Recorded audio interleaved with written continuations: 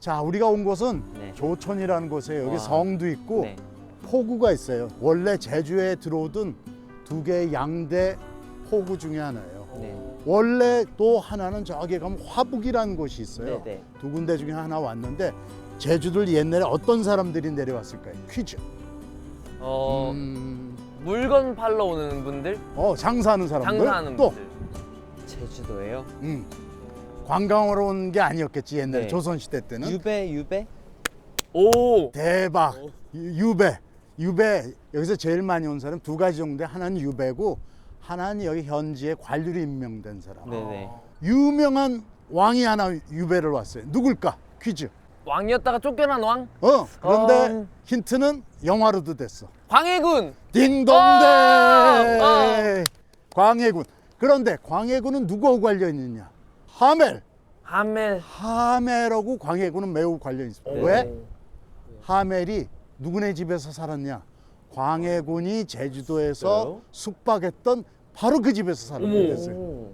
왜 그렇게 됐을까? 술 한 잔에 그렇지. 건네. 술을 와인을 건네가. 무려 36명이나 되는 네덜란드 남자들이 광해군의 집에서 살았다고. 그래요. 와우. 그 자칠차에서 우리 한번 올라가 볼까요? 네. 네. 네. 우와.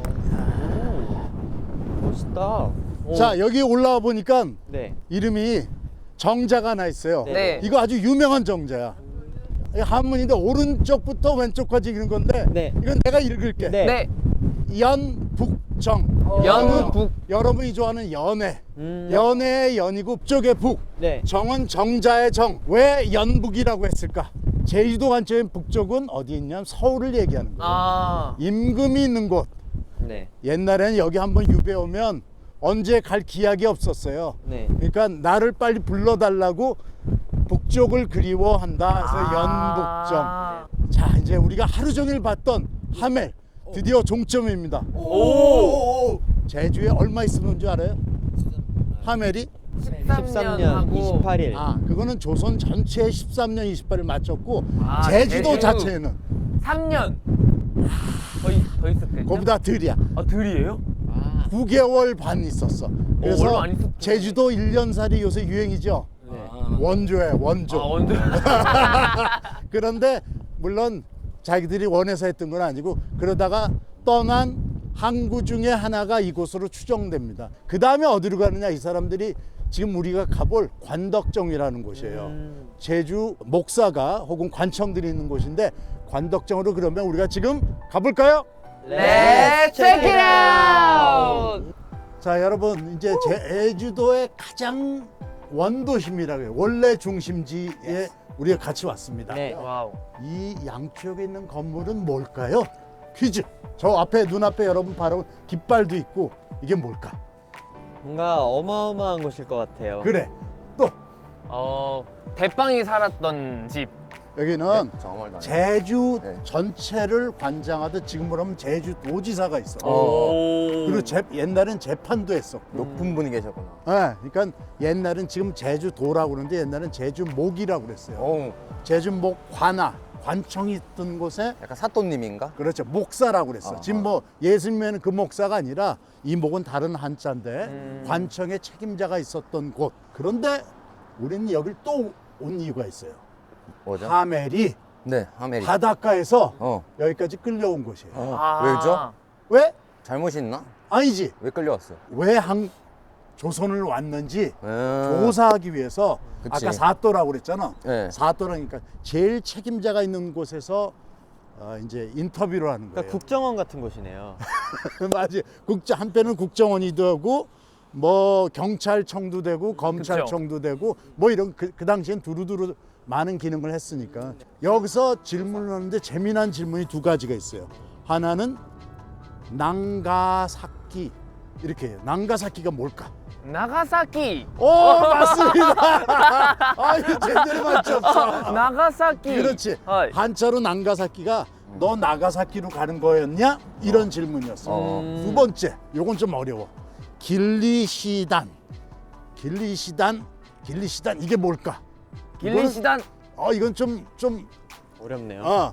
이거는 한자로 돼서 어려운 건데 크리스찬이냐는 뜻이었어요. 아. 그러니까 너 기독교도냐? 왜냐하면 그때 이제 불교 사상, 유교 사상이어서 맞아. 그런가요? 하나는 그것도 있고 이 사람들이 일본에서는 그 당시에 가톨릭 때문에 약간 정치적 소용돌이가 있었대요. 그래서 그걸 알고 있었기 때문에 너 혹시 기독교도냐? 그러니까 그거는 가톨릭교냐 이런 뜻이었대요.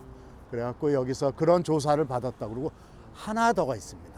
여기서 말이 잘 안 통하잖아. 네. 그러다가 어쩌다가 이제 좀 있다가 누가 왔는데 그 사람의 이름이 보니까 자기랑 생긴 게 똑같이 생긴 서양 사람이 같아. 통역사? 그 사람의 이름이 뭘까? 두 글자신데? 그렇지, 두 글자.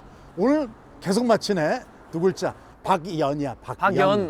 원래 네덜란드 말로는 벨테브레이라고 그래요. 벨테브레이 성이. 근데 그 사람이 하멜이 왔을 때보다 25, 6년 전에 먼저 왔대요. 그 사람도 사고로 해갖고 왔다가 여러분 알죠? 청나라랑 우리 전쟁했었잖아. 그때 맨 앞에서 3명이 붙잡혔는데 싸우다가 동료 2은 죽고 한 사람만 살아남았는데 그 사람이 박연이라는 사람이에요. 오, 박수. 그 사람은 조선 여자랑 결혼해갖고 오. 일남 일녀를 뒀대요. 오. 무슨 박씨? 무슨 박씨? 밀양 박씨. 밀양 박씨구나. 원남 박씨의 선조였대요. 그래서 여기에 그 후예들 가운데는 똑똑하고 그런 분들이 많았다는데 아무튼 그 사람이 와갖고 하멜하고 통역을 하는데 네. 믿어지지 않겠지만 하멜이 보니까 분명히 자기네 나라 사람인데 말을 못하더래. 네덜란드 말을. 왜 그랬을까? 맨날 쓰기만 해서 그런가? 25년 이상을 여기서 한국 사람만 살았더니 말을 잊어버렸대요. 아예 안 했구나. 네. 그쵸, 그러니까 할 사람이 믿어지지 않는 일이지. 네. 이 기록에 뭐라고 나왔냐면 동포를 오래간만에 25년 만에 만난 거잖아요. 여기 옷깃이 젖을 정도로 눈물을 뚝뚝뚝 흘렸대요. 아이고. 자기가 오래간만에 다 잊어버렸던 고향에 있었던 사람들 만나갖고 아무튼 그래갖고 여기서 잘 얘기가 돼갖고 하멜 일행이 산 곳이 여러분이 바라보는 저 앞쪽인데 여기서 대략 걸어서 10분 정도도 안 되는 거리예요. 광해군이 임금에 있다 쫓겨나서 네네. 최후에는 제주도 와서 살았는데 그곳에 36명이나 되는 하멜 일행이 그곳에 함께 기거했다고 합니다. 그리고 박씨도 원산 박씨가 있다는 거 알았지? 예, 맞아요. 예, 그게 아까 얘기했지만 그 사람 이름은 원래는 벨테브레인데 박연으로 개명했다는 거. 저 밀양 박씨밖에 몰랐거든요. 그렇죠. 네. 난 밀양손 씨. 오. 우리 하이파이브. 좋다. 자, 하멜은 여기서 대략 여기 있다 갈 줄 알았어요. 고향으로. 그러니까 일본 나가사키를 거쳐서 갈 줄 알았는데 그만 원래 예정돼 있던 일본이 아닌 다른 데로 가게 됩니다. 그게 바로 서울로 오라는 당시 임금이 효정이었어요. 효정이 왜 불렀을까? 하멜 일행을. 궁금해서. 궁금해서. 첫째 궁금하다. 또. 들어올 때는 마음대로 해도 나갈 때 마음대로 못 간다. 그렇지. 그것도 있고. 또 하나.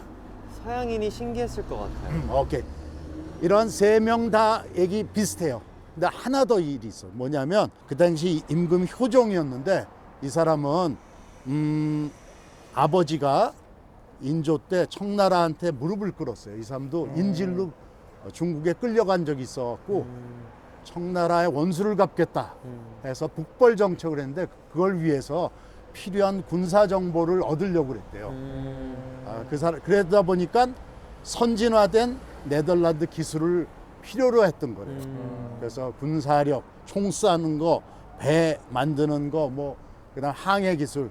그래서 여기서 항구인 조천이나 요 바로 이 화북이라는 포구를 통해서 그 바로 앞에 가면 전라도 해남입니다. 거기를 거쳐서 전라도를 거쳐서 저기 한양까지 그렇게 가게 됩니다. 근데 이제 효종 그 왕님이 그 하멜 선생님을 이제 서울로 부르셨잖아요. 좀 캐내려고. 혹시 많은 거를 정보를 알아가셨나요? 그거 아주 예리한 질문인데 처음에는 많은 거 얻으려고 그랬대요. 기대는 눈은 높았는데 현실로 들어가니까 우리가 그걸 다 빼내기에는 역부족이었던 것 같아요. 그래서 처음에는 우리로 지금은 과학기술원 같은 역할을 맡겼다가 그리고 혹은 국방부 미사일 쏘고 혹은 이런 거 있잖아요. 그런 지금으로 비하면 그런 거 역할을 기대했다가 점차 안 되니까 효종에 뭘 했냐면 감아드는 의장대 역할로 많이 나쳤다가 나중에는 자기 잔치에 엔터테이너로 썼대요. 아이고. 좀 아쉽죠. 하멜은 제주도를 출발해 서울에 와서 효종 밑에서 가장 측근에서 일을 했습니다. 그다음에 사건이 있어서 지금의 전라남도 강진에 유배 비슷하게 온 겁니다. 왜냐하면 그곳에는 군부대가 있었기 때문에 강진의 병영마을에서 제일 긴 7년 이상을 살게 됐습니다. 하멜이 한반도에 13년 28일 있었는데 절반이 넘는 거죠. 그러다가 음식이 부족해져갖고 전라도 여러 지역에 세 군데 나눠 살게 되는데 하멜은 여수를 가게 됩니다. 거기에 있다가 일행 8명과 함께 어느 날 일본 나가사키로 탈출하게 되죠. 하나 더 재미난 일을 얘기하면 하멜 일행이 제일 친하게 지낸 사람 중에 하나가 저 산에 있는 사찰 절의 스님들이었다고 해요. 한번 생각해봐요. 머리 깎은 스님들하고 둘 다 아웃사이더였고 조선시대에 궁금한 게 많아갖고 또 하나 하멜 일행은 그 당시에 많은 역병이 들고 흉년이 들어서 배가 고팠는데 스님들이 이 친구들이 재미난 얘기를 많이 해주면 밥도 주고 옷도 줬대요. 그래갖고 그게 기록에 재미나게 남아 있습니다. 그래? 자, 그러면 오늘 여러분들 모두 덕분에 아유 날씨도 네. 좋은데 아닙니다. 우리 또 나랑 같은 난 밀양손 씨 밀양박 씨 아주 좋았어. 그리고 네. 화이팅. 아까 네, 네. 조수 근무왔고 네. 아유, 야, 감사합니다. 멋있어. 감사합니다. 뒤에 조심하고. 네, 네. 고생 네. 많으셨습니다. 네, 수고들 오늘 많았어요. 너무 감사합니다. 많은 지식 얻어갑니다.